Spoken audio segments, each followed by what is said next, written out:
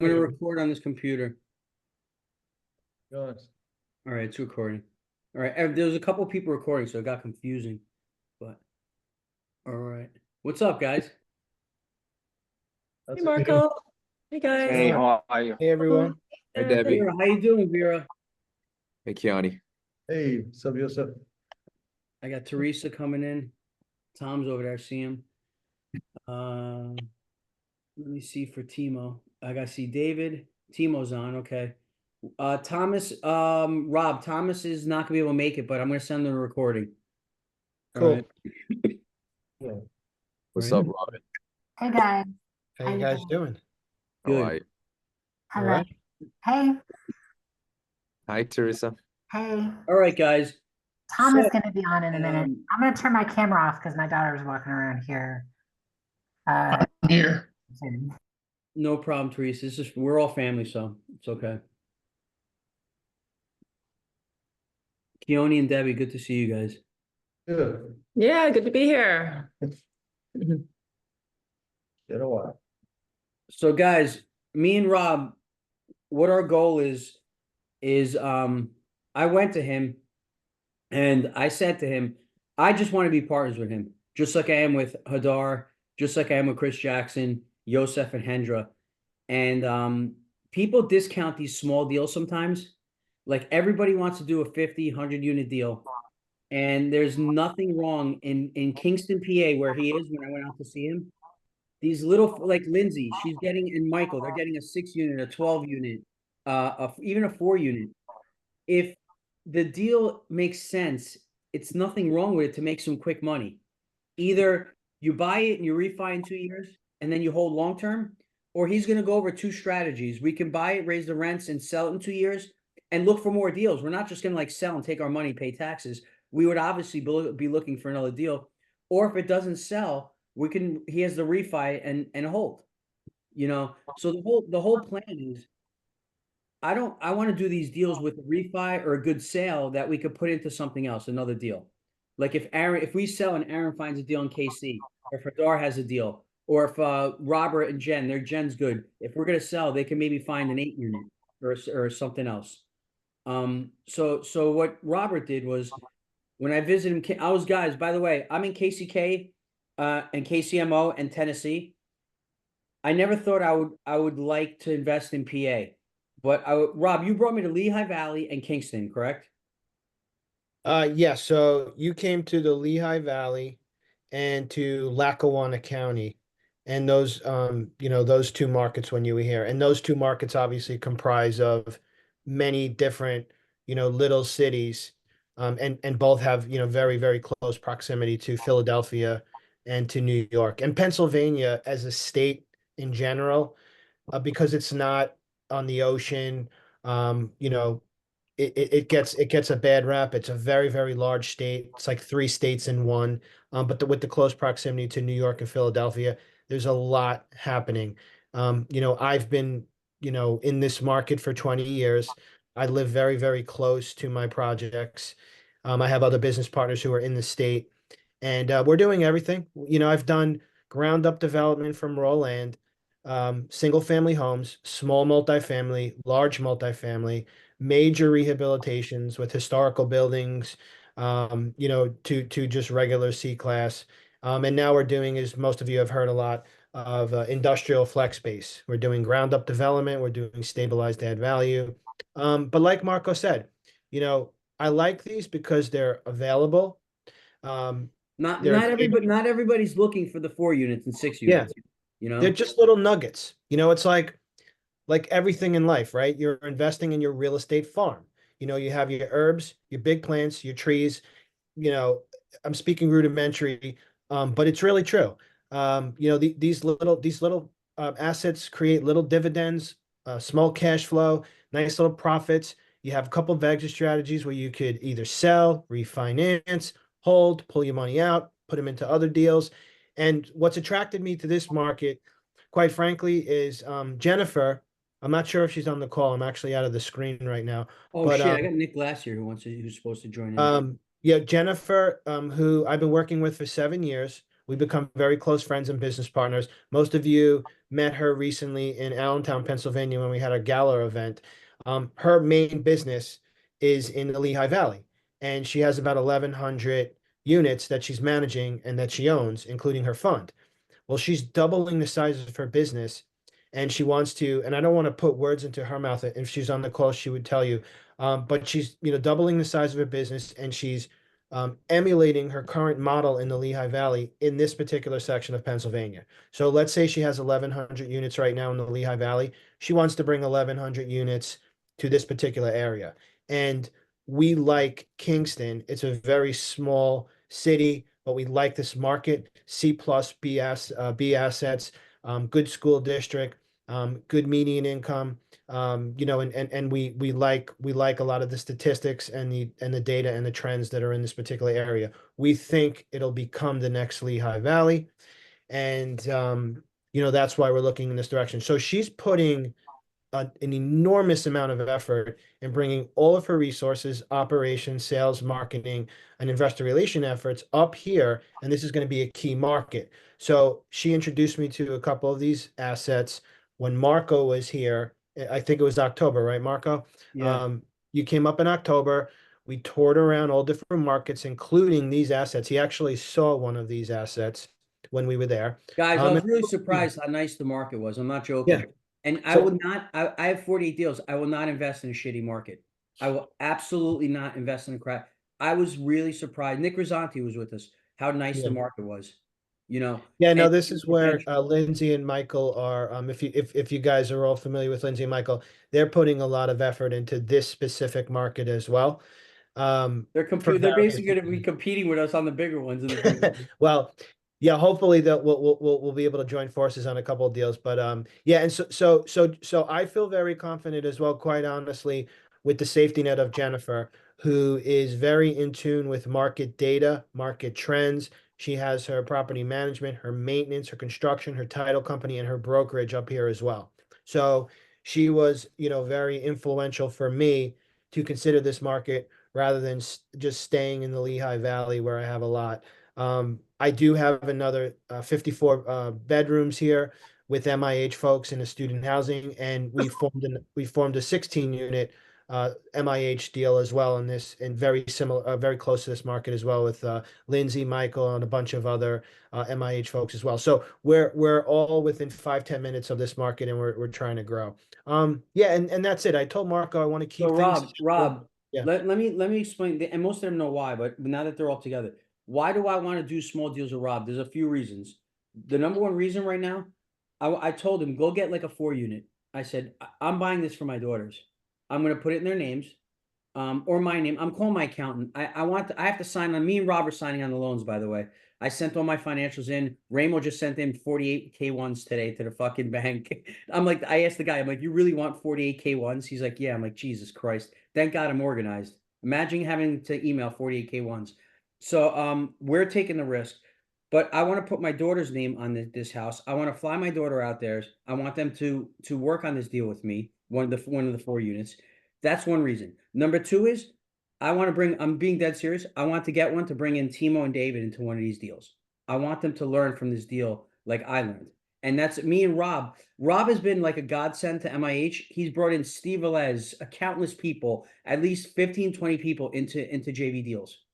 And when he was at my house, I said, dude, everybody wants to be, you tell them 4 unit, like, once they're multi, oh, I can't do. So you know what? I got my daughters and they're perfect for people who are starting out. And then the third reason, even people who are established, I'm going to tell you right now, there's nothing wrong with getting tax benefits, some cash flow, a possible refi, and a sale. There's nothing, when multifamily is so competitive and people are struggling to get a 30, 40, 50, 60 unit, there's nothing wrong with jumping into a 4 unit, create some momentum, be in that with a group over here. Say you jump in with Robert in a 4 unit. When he's got a 20 unit, he's going to call you. You know what I'm saying? So that's the whole thing is I said, Rob, get a few of these that work. We'll get JV teams together in MIH and we'll create what he just said, current camaraderie, family relationships, and make some money. I mean, Rob, does that make sense? Like, guys, does that make sense to you or no? And now to end this, watch this. We all have great deals. Yosef and Hendra are gonna refi a 40 unit with me, and we're gonna pull out 100K. You guys are pulling out 100K. I think I have 350 or 300 with us in the deal. That one. Debbie and Keone, we're gonna refi the 43 unit. You guys got a big chunk in that. What do you have, like 200K in that one? 150? 150. We're gonna probably 80 to 100%. When it's ready for refi. Christina couldn't believe it. I went over the numbers with her. So now you guys have that momentum on that. But while you're waiting, why not do this? Get some tax benefits. Get some. Oh, big deal. You got a 4 unit, but you're in Kingston. You're in a new good market, and now that you're creating opportunities, what if we struggle getting deals for the year? You know what I'm saying?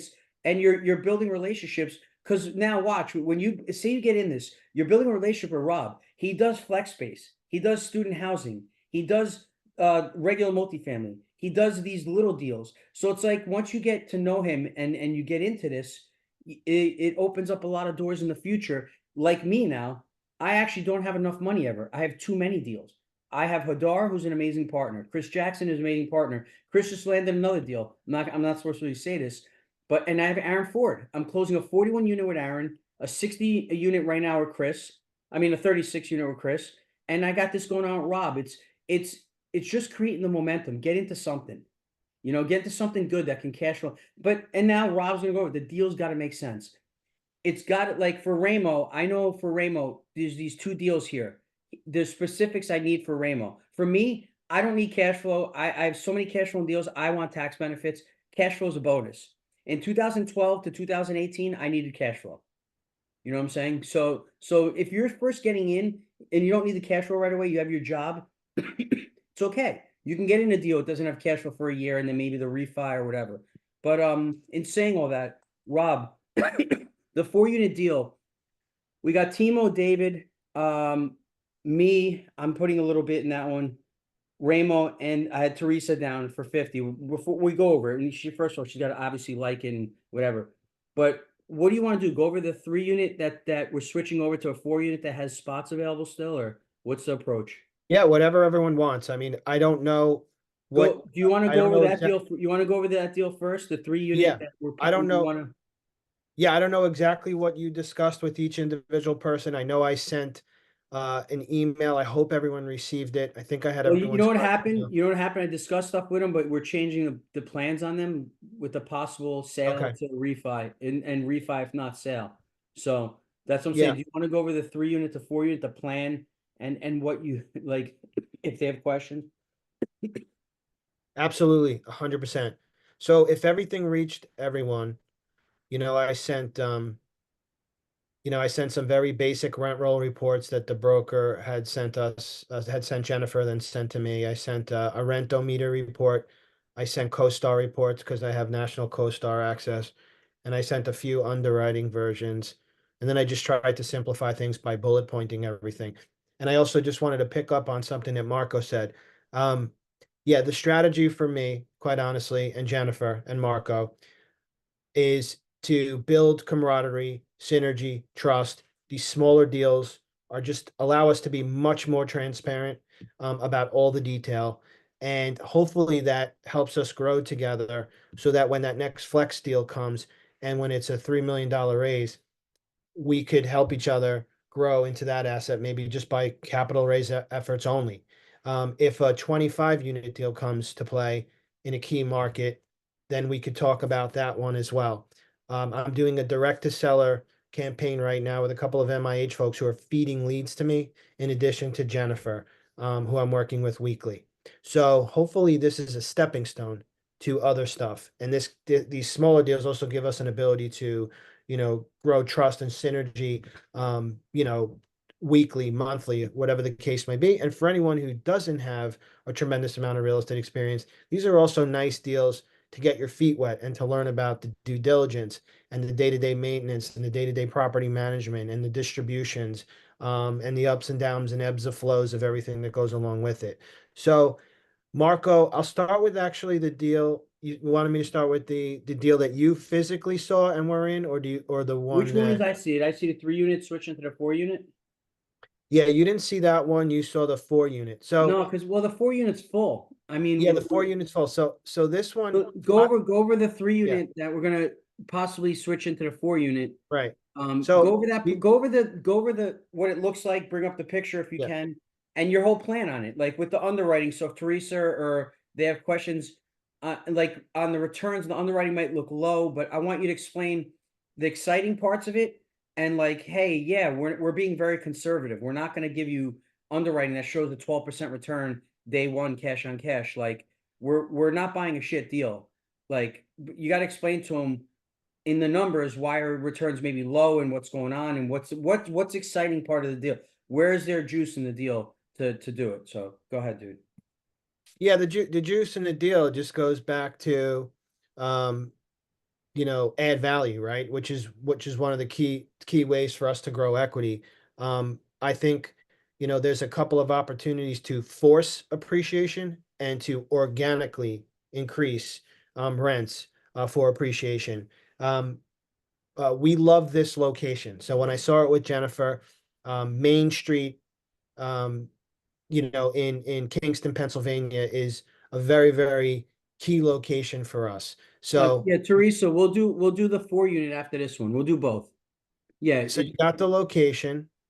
And then when we went through it with Jennifer's team at Empire Property Management and Construction, she brings her team with everybody. So we're almost doing, even pre-LOI, we're almost doing a mini due diligence, which is how I love to work with her in many ways too.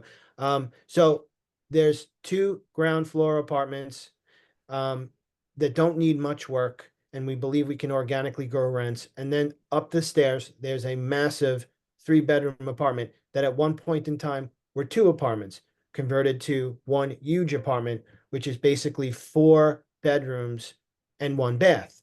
So what we'd like to do is we'd like to deconvert it back into the 4 unit and take the large 4-bedroom apartment on the top and and divide it and demise it into 2 units.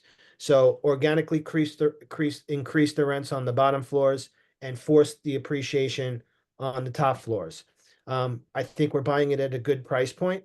Um, I'm a pretty nasty negotiator. And Jennifer knows how much I push and push. So I think we got it at a pretty good price point. And with Jennifer's crew on board to manage and handle all the deferred maintenance, the management, and the construction, we have a pretty tight budget.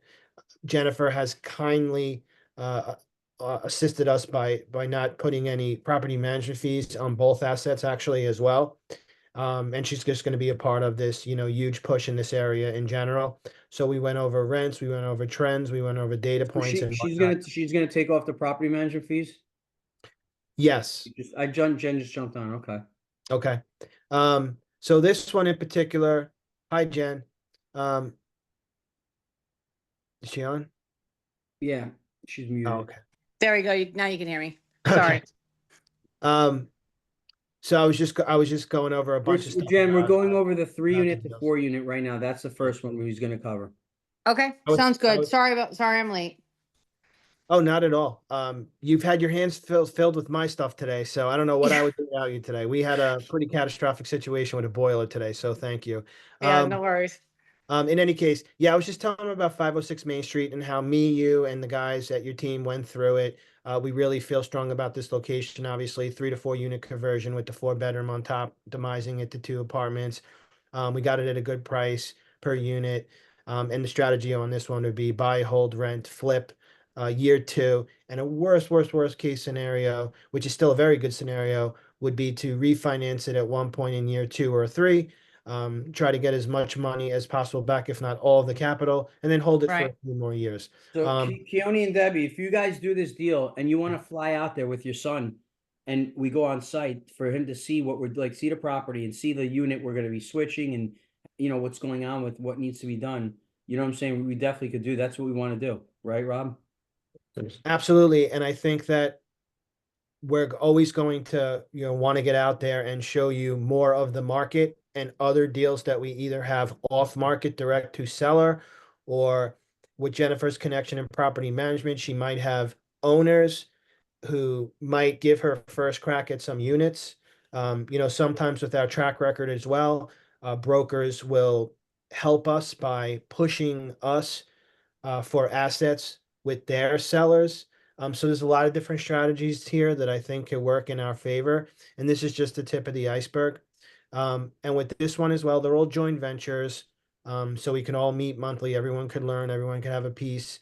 And again, with Jennifer managing everything and with her team, I feel extremely, extremely comfortable and secure, knowing that we have third-party management invested, in the deal as well. That's part of the family, and that's really it. So we're averaging rents today at 745, and we're not being too aggressive. We've been playing a little bit of pickleball on this. I'm trying not to be aggressive with rents. I really don't want to push the envelope. I'd rather look at a worst case scenario, and if it still looks good, I'm on board. And if we can exceed expectations, that's how I feel good about things.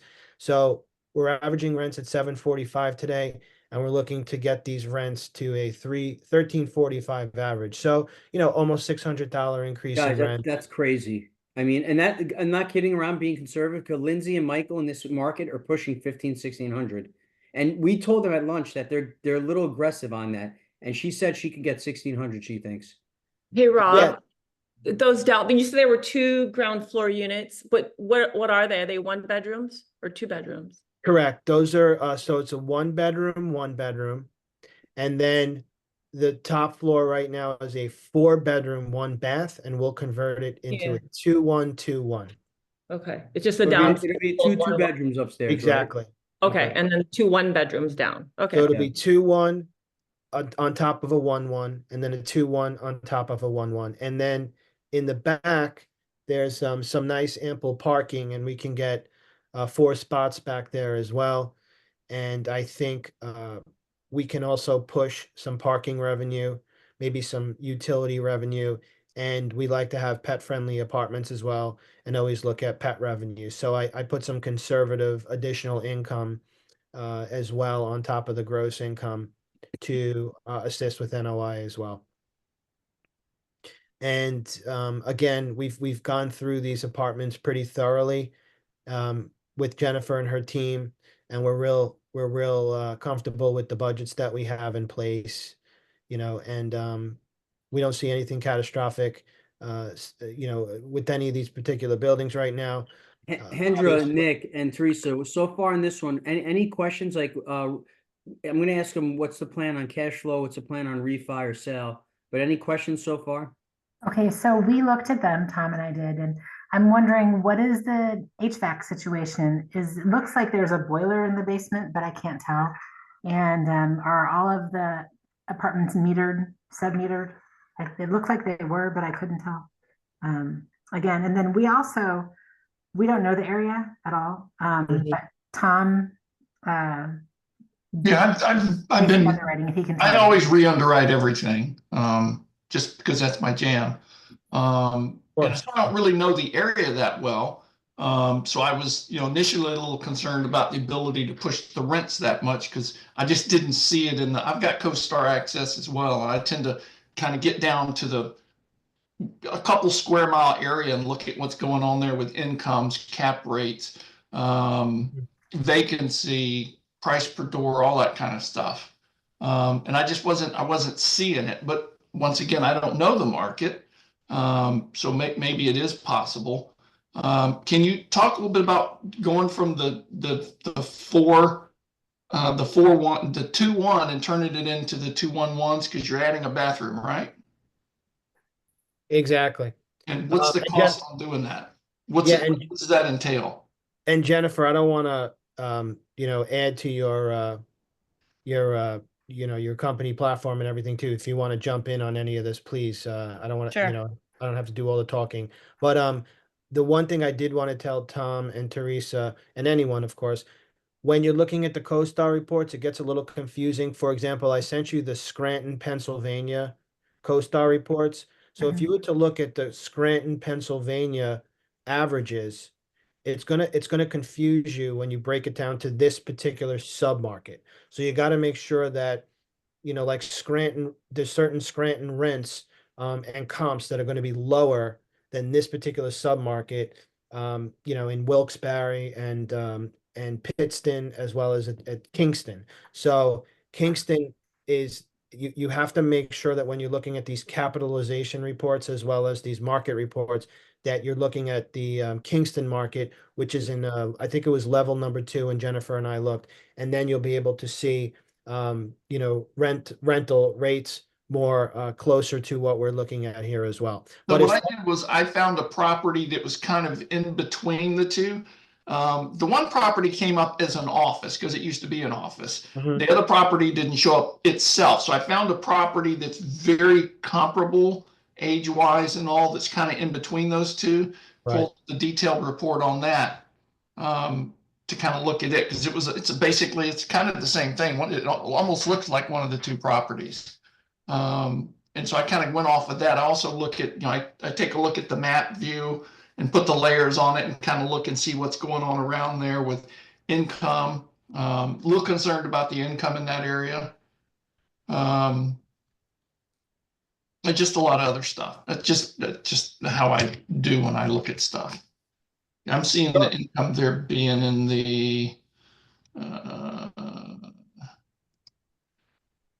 the probably 55,000 range. But that's the median income. So that means people that are renters probably are less than that, maybe 45, 40. So, I mean, they're kind of on the cusp of being able to afford that kind of rent. But anyways. And So then your this cap rate. particular, I'm sorry. I'm sorry, go ahead. I was going to say this particular market, though. So when you look at the city of Scranton or the city of Wilkes-Barre, right, you're talking a very large area. Yes. When you Okay. drill down, and there are definitely, like any other city, any other metropolitan city, there are some rough areas, and there are some very nice up and coming areas. So Right. Knigston, in the context of the area that it's in, I would consider Knigston itself to be more B class than anything else. Okay. Which is good. I would say that the building is currently in a C class, you know, C class tenant, C class rent rate currently, but I definitely believe that there's upside. And obviously, you know, like Robert was saying, you know, Lindsay and Michael think so too. Now I think they think it's a little bit more flexible than I think we're going to find. And I would just never underwrite any, nor would They're about $200, Robert yeah. underwrite anything so risky, or Marco, quite frankly. You know, we're always going to be super heavily conservative, but I believe we can outdo those rents. And I don't think the buildings, ironically, are really in good condition. I mean, there's definitely things that we go in and we want to do, and there's definitely some things that we have put some CapEx budgets around because we know during the life of the ownership, these are likely things that are gonna come up. Right. But this particular area is very B class, very suburban. I mean, from the minute you drive in it, you feel it. I think that these buildings were targeting more of a C class tenant overall, which is why the rents are a little bit lower. But I definitely believe that when you bring good customer service and you give the air, like we were talking about, a little bit of extra amenities and different things like that, I think you're really going to see these rents really pop. And I really think that we'll be able to maintain it consistently. My experience in Knigston versus all of the other areas up there is that things are renting, definitely renting much faster in the Knigston area because it's just a more high demand area. Okay. So, you What know, about- we're definitely taking things conservative because, you know, like Robert said, there's not a wealth of data up there. So we're even being super conservative because we haven't mastered that market yet, but I can tell you that we feel very comfortable up there, which is why we actually expanded we have a new division up in that market, like of our own property management company, where we've got boots on the ground and everything. Yeah. So, you know, I just, What out do of you all the base on markets your- up there, Knigston is my most favorite out of all of them. Yeah, Yeah. Ramo, I wish you came to see it, Ramo, because it's definitely B class area. It's like Yeah. it's like White Plains suburbs. I mean, not White Plains money right now, maybe, but it was really nice. It was clean. The houses, some houses, by the way, some houses were like 800,000, like really beautiful houses. Like, so there was one that was like a 2 or 3 family. It was brand new. It was really nice. I was surprised to see, you know, the quality that was there. Yeah, actually some of these old mansions here were actually the ones that they converted to these apartments.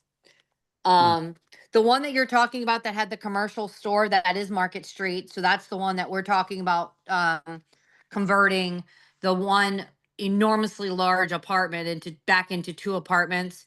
I think you had mentioned, do we have any idea what the And that rehab one, by budget the on way, that Jen, is? sorry to cut you off. That one, Rob will discuss. If we don't convert it, it still works as a 3-unit, correct, Rob? It or no? still works as a 3-unit. And I, like Robert, do feel like it's going to be a pretty easy sell. It was 4 units at one time. So I think it's convert it back to 4 units probably is an easy sell. If we do that, we're looking at a rehab budget of around 45,000. And that's to do everything, including all the plumbing, HVAC, everything that you're going to need to separate those 2 units, add the bathrooms, add the heating systems back and all of that. And that's Oh, still leaves you 45. Preliminary to numbers, fix it up. preliminary, but Right. So what are you basing your cap rate on there? I'm seeing, I'm seeing the cap rate in that area closer to 8 than to 7. well, if you're asking a bank, they're going to tell you 9 because they don't want to take any risk. Right. But we are seeing much closer to like 7, 7.5. I mean, we're buying deals obviously much better, but right now we're seeing like 7.5. I would say is a good gauge, 7 to 7.5 on a sale. If I assume you're talking about on a sale. Okay. I'm good. Thank you. And this is the other thing too with this market is this is an untapped market. We ahead, are Debbie. getting in before this market Debbie. goes crazy. So for all of the people that wish they had invested in the Lehigh Valley a few years ago, Yep. this is what this market is, 100%. And if we don't go now, we're going to be wishing in 4 or 5 years that we had done this Now market. it's 2027 is gonna be too late. Yes, It's Debbie, going to what be do you- too late. go ahead. Sorry, we did not get that email, so I'm sorry. I'm going to ask questions that everybody already knows the answers to, but I kind of did want to, I don't know what year it was built, but right back to Teresa's question about did I hear the word boiler? Is there? Some meters and boilers. Sub-meters and Yeah, boilers? I don't think there's a boiler. I think it has individual HVAC units in each place. Correct me if I'm wrong, Jen and Rob. We're still talking about Market Street, correct? Yeah, Market Street. I think that used to There's be 4 boiler. gas boilers. Okay, so it used to be a unit for something bigger. There was something in the middle, just on Zillow or something. Well, it used to even have a storefront, like a commercial component to it. Okay. So it depends on how old the data is, but there's currently 4 gas boilers. Is that in the one you want to convert? Sorry, I'm confused. Main To Street? the 4. There's 2 in the one that we want to convert, and the reason that there's 2 is because there was already an apartment. So when Okay. they converted it back, they combined the utilities, if that makes sense. Okay. Okay, so this one you're wanting to turn from a 3 to a 4 is the one with the 4 gas boilers. 4 Okay. gas boilers, yep. And Okay. no sub meter? Are they separately metered? They're separately metered. Separately metered. Okay. Boilers, check. How old are those boilers? So it must be kind of older if it has boilers. Well, That's boilers are gas. super common around here. Yeah. Boilers are usually the thing that you find here. What year was it built? I have to go look that up for you. Roughly. 1950. I remember, I decade. specifically, I'm just looking at some of our notes. So I know that all the water heaters are newer. I'm gonna pull up the the due diligence report as well to see if we labeled it as far as Well, light. I can pull up the age. I'm just trying to, 60s, 70s? the age? No, I think it might be older than that. Hold on, I'm gonna pull it up for you. I just don't have that memorized. So you did the due diligence, then I guess you scoped the lines and all that already? Yes. Mm-hmm.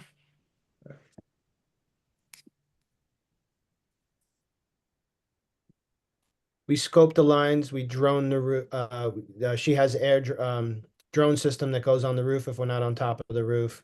We look at structural, we look at plumbing, electrical. And her whole crew is in there when we're doing all this so that we have concrete budgets, even in some cases before we send out LOIs. In this particular case, we went through it during due diligence, and that's how we created our budgets and finished our underwriting accordingly. And I wanted to ask you guys, Debbie and Keone, I sent me Yeah, make sure.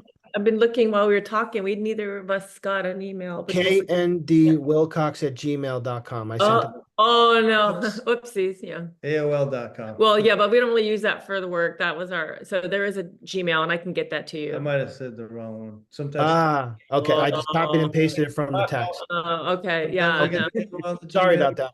I can forward Okay. this to you right now. You can do KeonyWilcox@gmail. Thank you. No problem.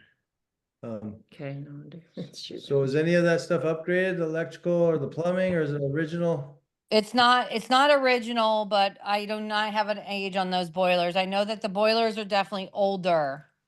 I mean, like, Still under- serviceable, but definitely older. And it appears, although I do not have a specific date, it appears the home's probably about 100 years old, 80 to 100. I can't find it on the tax records. It's blank. Yeah, I gotta be honest, I think that the Market Street deal is a good deal. As long as so the knowledge we have looking in is that we're removed from the market, whereas Jen, you and Robert Yeah. and Lindsay and Michael, you guys are in the market or you have Yep. better knowledge of the market. So when Tom and I analyze both of these, I think that the conversion seems to be slightly better of the two deals. Slightly better, I'm just saying. So that's kind of what I took away from that, from looking at the underwriting with Tom. So I think I think you have good points with getting into the market early. Yeah, this Yeah, is, I mean, this is even a market that I'm even targeting personally for my fund. Like I started buying properties for the fund in this market as well. Mhm. So we do have some experience in this market and we've got about 60 doors up here already under management. I mean, that lends a lot of knowledge that is granular that somebody else who is several states away wouldn't know and would have no Yeah. idea. So Yeah. Robert has a good point. Teresa, if I didn't fly in, I would never invest in this market if I didn't go there. Like if I looked at CoStar data, like Tom, guys, if I looked at Yeah. data, I would never invest because you have to go see the market. I spent the whole day, 2 days with Robert over there and looking at houses. Some houses were really bad, and some houses and some neighborhoods were really nice. It's like where I grew up, you know. So that's why Nick Rosanti came out with us, and he really liked it. I kept looking at Robert. I'm like, I'm really surprised. I'm like, I hope we get like one of these deals here, you know. So that's one of the markets where it's I think you more got to visit it than look at CoStar data, or if you have somebody who grew up in that market, like Aaron Ford in KC, where we're buying a deal in Harrisville. Mhm.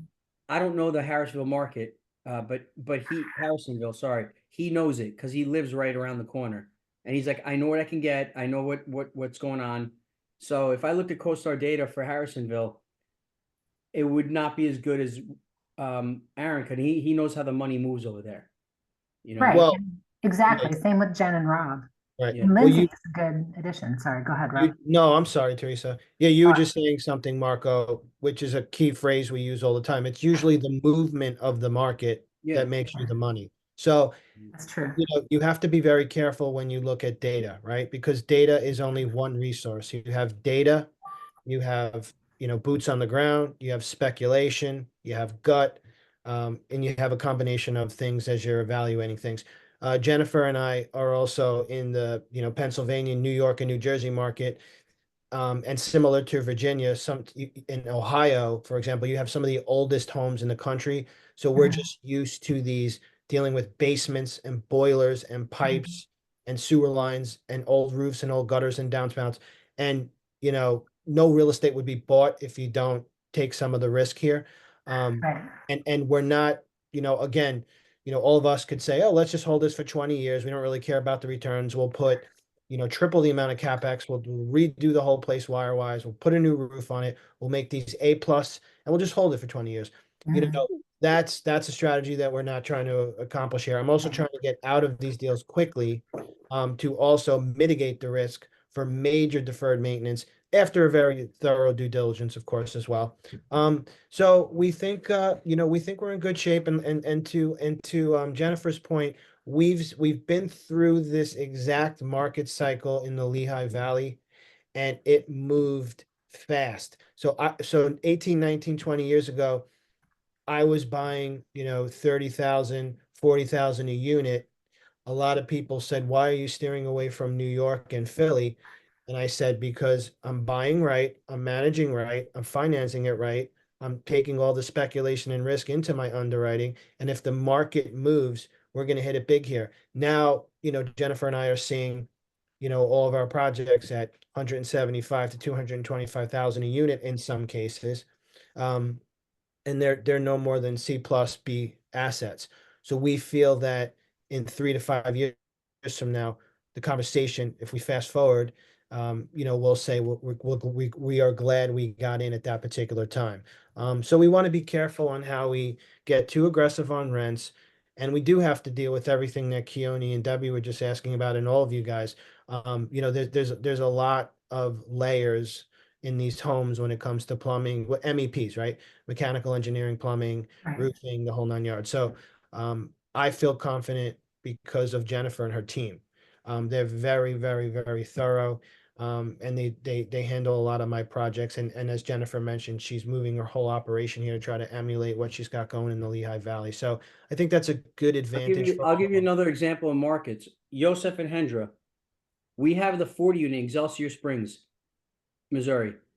That market, dude, if I travel there and have to buy a deal right now there, it's really Raymond. You came with me 4 times to that market.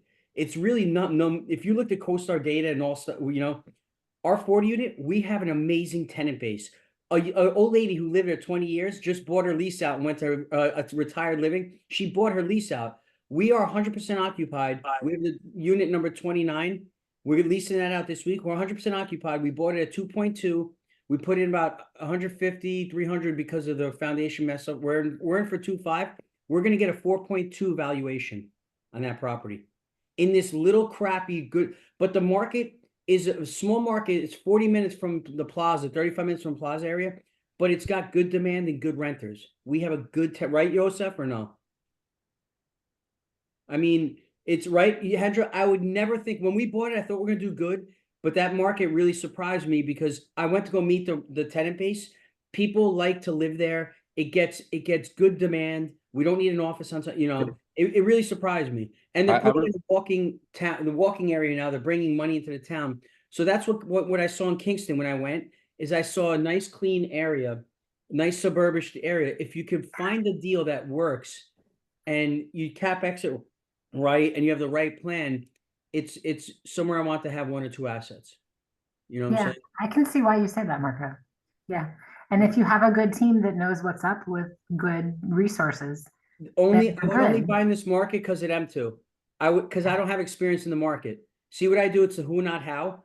I Yeah. want to buy in Knigston. I'm only buying with Rob and Jennifer. Jennifer. I'm not, even though I have 48 deal experience, I'm not buying in the market over there because Rob's driving in PA 3 days a week, Monday, Tuesday, Wednesday. He's hitting the streets. He's in PA all week. I'm Yeah. not, So Okay. that's the whole thinking. Like, hey, why is Marco? I don't jump here and there. I strategically have boots on the ground in all these markets. Like our 40, and we got Andrew and Dow on boots on the ground. So that's how I feel comfortable is only doing these deals with people who are in these markets that really know them. So when I have I'm like, Rob, really, how do you feel about the rents, dude? Come on, be serious. I want him to be confident because I'm not in the market. You're looking to do both of these deals as JVs, correct? We are. Yeah.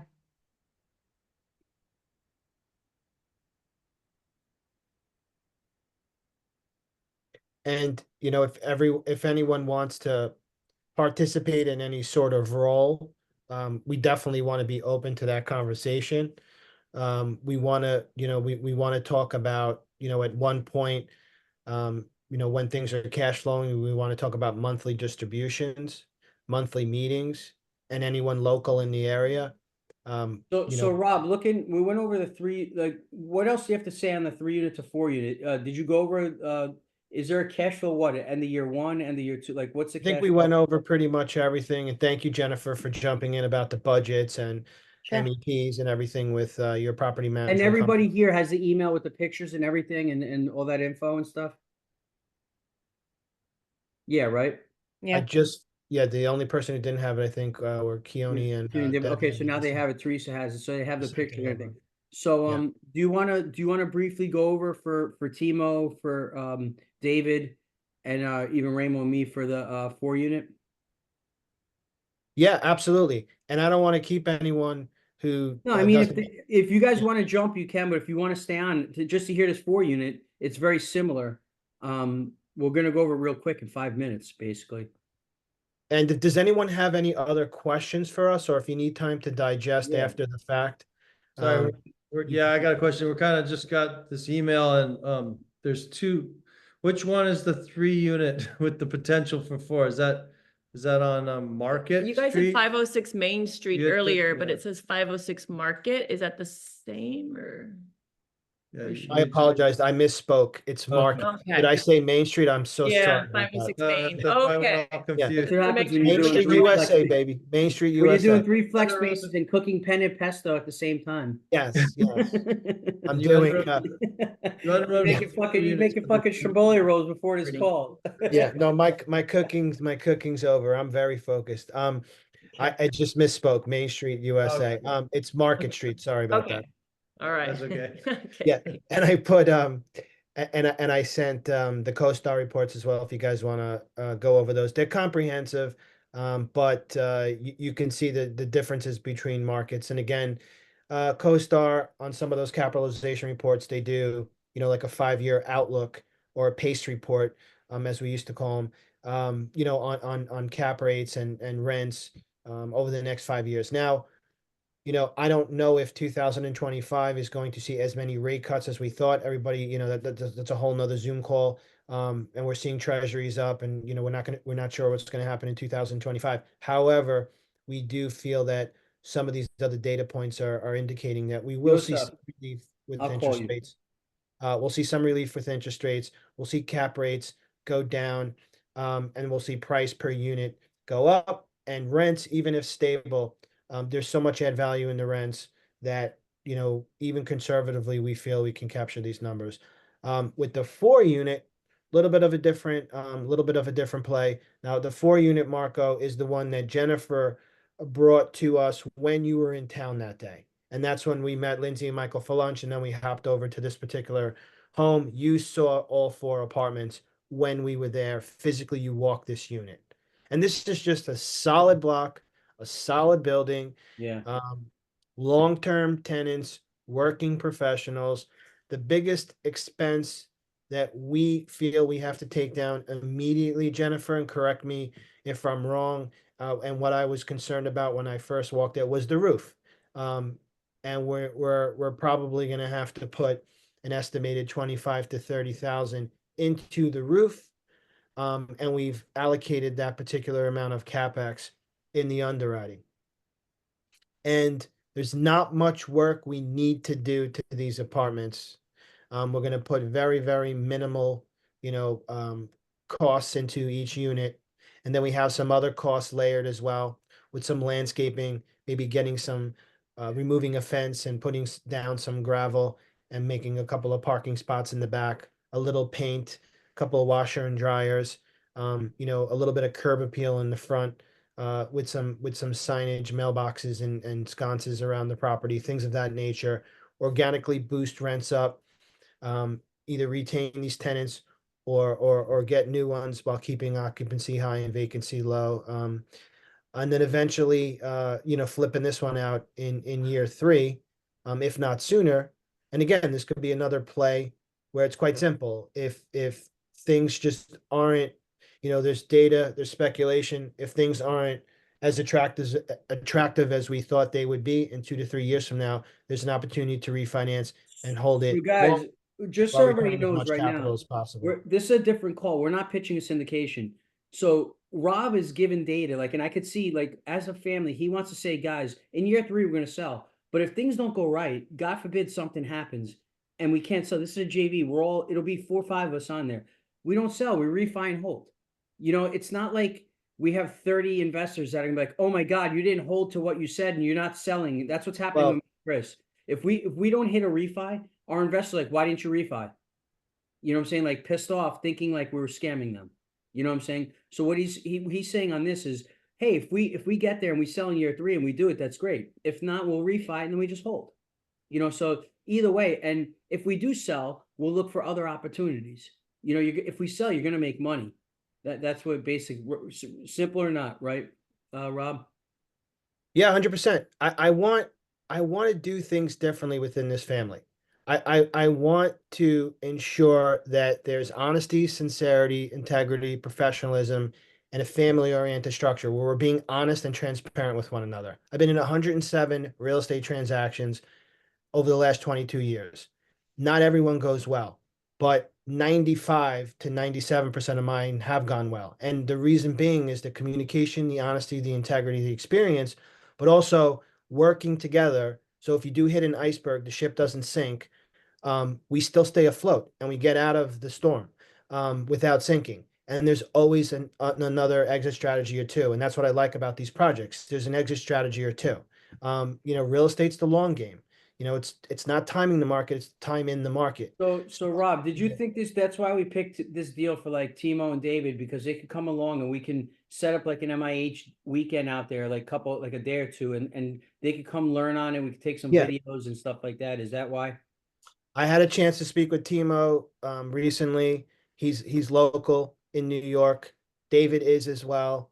I thought these were very drivable for you guys. When I lived in Brooklyn, New York for 10 years and Queens for 20 years, I was driving 4 days a week to Pennsylvania, almost, 4 hours each way with traffic, it felt like, and meeting with everybody in town, meeting with officials and banks and other lenders. And I was just hitting the streets and getting these small deals done. And this is how I grew a lot of wealth over time. It takes time, energy, and effort. So I thought if you guys wanted to learn a little bit Yeah. about these smaller assets, they're more digestible. We could talk This about one's it better for monthly. them to learn on than the other one. You could learn Yeah. a lot, and then you could catapult this into anything else. And not everybody wants big deals. I mean, I see what's going on in social media. I didn't have social media when I started doing this, in the late 90s and early 2000s. If you want to get to 1,000 units to 3,000 units, I understand. By default, you're going to want to get into these big deals. But to have a percent of a percent of a percent of 1,000 units, or to have a larger percentage of a smaller unit, I'm not quite sure how everyone's thinking. I believe in So, the momentum. I believe in doing a couple small ones and I'm doing everything. I'm doing yeah, big, small. there's no It's blueprint. about building family, man. Get Yeah. in with people. You guys get in with a 4 unit, you can end up when you commit and with Rob, when he has a 30 unit, that's a grand fucking slam. Yeah. He's gonna call you guys because you guys came into this small deal.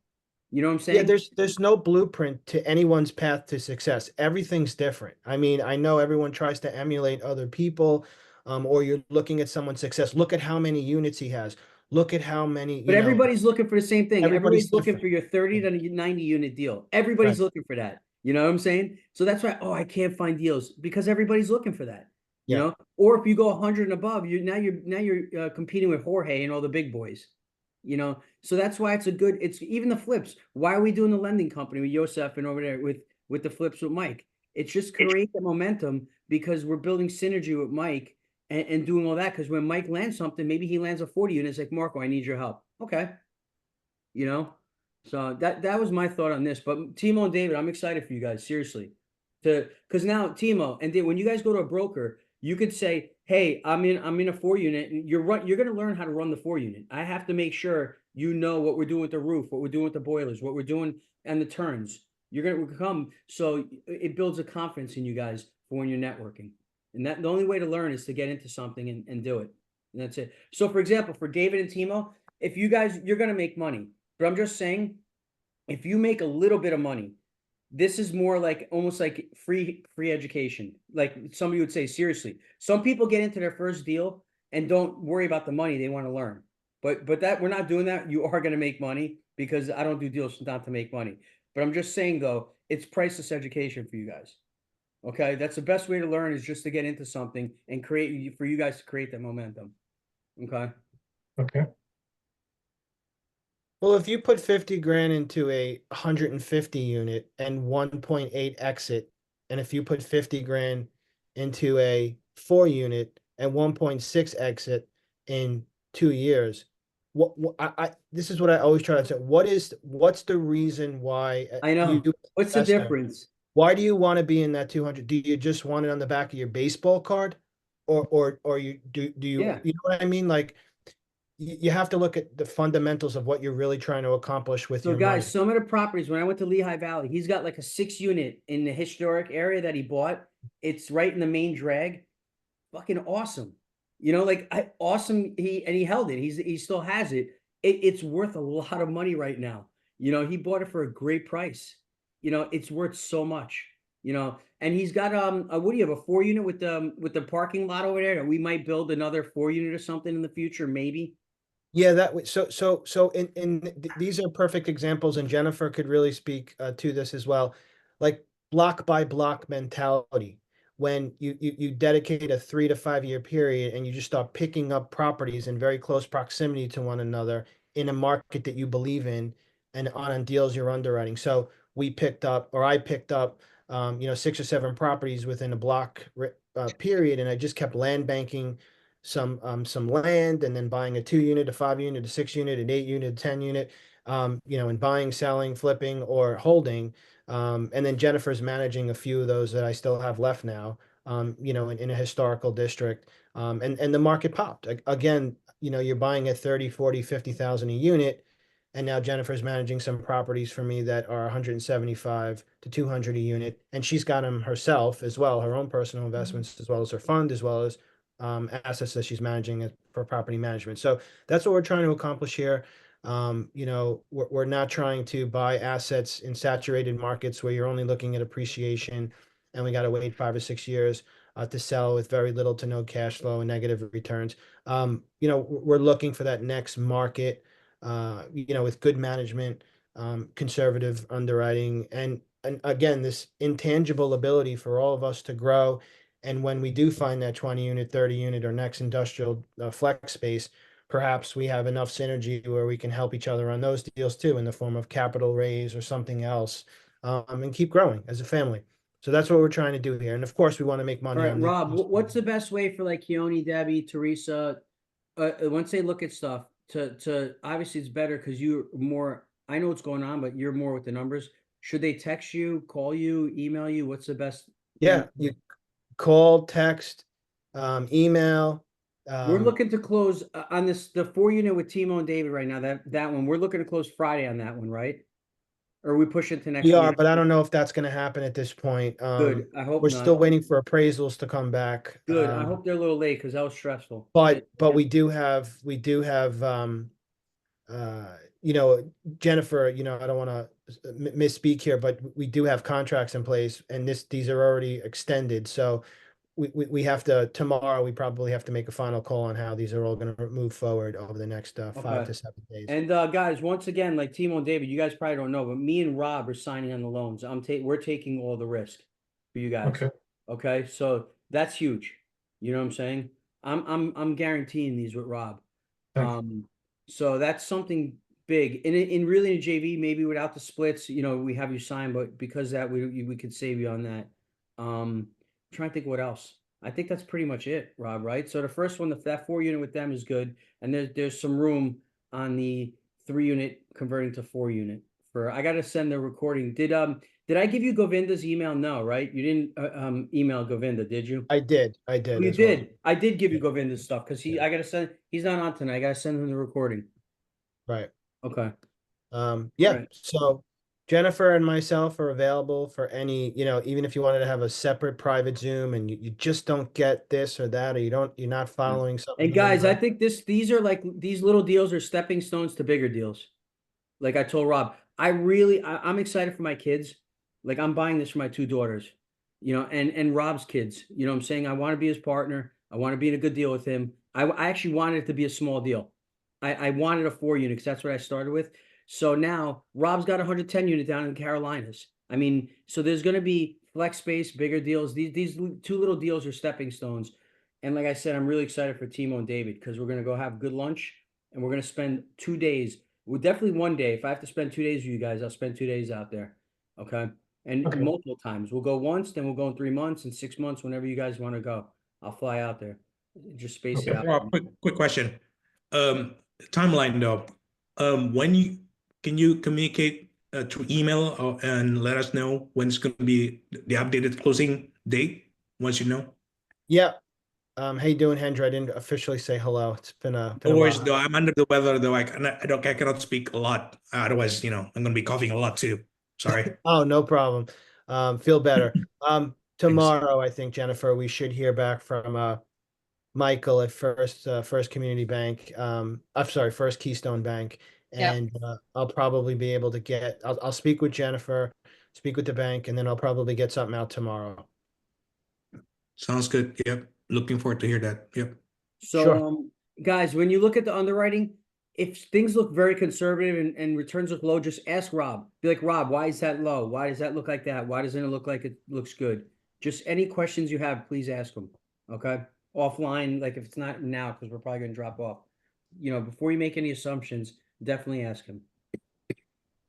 Yeah, I'll walk through everything with you. And if you're doubting anything, or why don't you have this in the underwriting, or did you leave out this or that, or how did you come to this conclusion?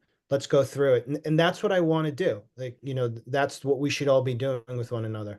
Walking through things and coming to the same conclusion or solution, or if you disagree, we disagree. So we're here for you, and we want to have that type of transparency, and go from there. So yeah, so it was great. It was great talking to everyone.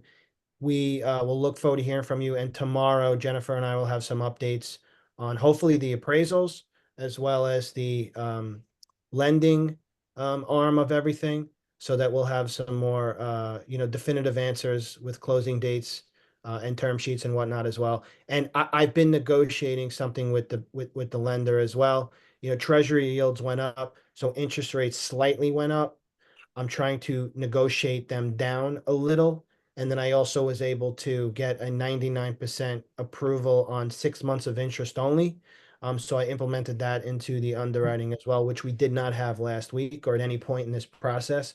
But I tried to, get that for us too, to help us out with the add value play in year one, even if it was just 6 months interest only, which he verbally approved. So I did implement that into the underwriting as well. Very Yeah, strong. That's Ramo, great. did you sent the K1s today? We're doing that tomorrow. To Rob, we're doing it tomorrow. You got to give me the name. Who's Oh, it the, going to? the email you mean, right? Okay, Rob, I got to There's get a the link. email again. Yeah, there's a link that the bank sent out so I that don't do secure links. I don't care. People have all my shit anyway. Oh, really? Okay. Yeah, I dude, sent all my mine. shit's all over the place. I can't even. I've never even used a secure link ever. So if they want to steal my money, they can have all my money before my wife spends it. So Oh my God. All right. no, I'll get. I got the email. I'll give it to Ramo. The guy's like, I'm like, dude, I've never used a secure link in fucking 20 years. It's all right. I'll get it over to him tomorrow morning.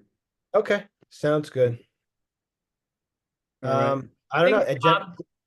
Yeah, absolutely. Thank you, everyone. I appreciate it. Good talking to you. And yeah, we'll stay in close touch. And if you have anything, any questions for us, let us know. We're here to help. Thanks, Right. Robert. Thanks, Jen, too. You're welcome. Yeah, thank you, Thank Jennifer. you, guys. Have a good night, Welcome. everyone. Have a Thanks, good Rob. night. Bye. Thanks, Marco. Have a good night, guys. Thank you. Good night. Bye. Have a good night.